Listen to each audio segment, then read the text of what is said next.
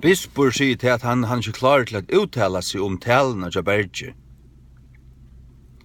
For mer og for øynekvaren sånn og tryggvande vet jeg at det best enn et pregg om det hvordan slåskur og hvordan en større snitt fundgjør atler han det her er ikke at ivast ui.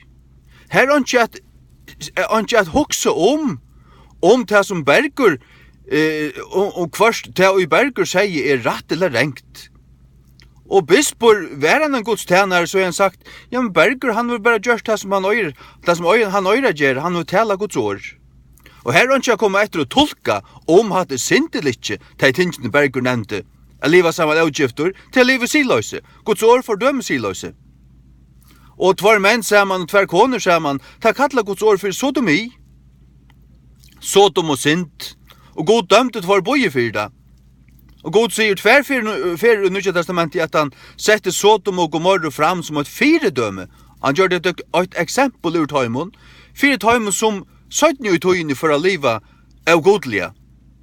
Så at det bispor sier at han hokser om at det bare et fløytande prekk om det at han er en euratvusetennare. Han er en satans apostel, som det stender om i 17 Korinth 11. Han er en satans apostel. Det er godt han gjør så vel. Så er det prekk om det. Enda en affær. Bispor taler som om man kunne være av søgnet til at han evangelisk tryggvande en affær, men så er han atter hinnemennene. Han flytes iver om strykene. Alt etter går så vel det løser seg. Han rønner halda seg så tatt og bare av stryken i middelen Guds rujt og heimen, og han rønner spenne alt sammen. Hatta spenner man ikke sammen, hatta døyler man suntur. Og man helter vi tog og blastempler det som Guds ord sier. Og helter vi øyne som taler Guds ord rett. Her er ikke kommet etter å tolka. Det er ikke måte å tolka Guds ord. Det er ting som Guds ord sier så definitivt at her er ikke tolkingar spurningar.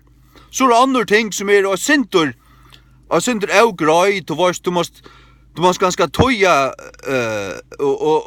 och sammanbära vi andra avsnitt i skriften för att få en halt. Men det är spurningar. Men om hatta är synd, det är inte en slugur spurningar. Här är Bibeln fullkomliga grej. Läs Romarbrevet 8.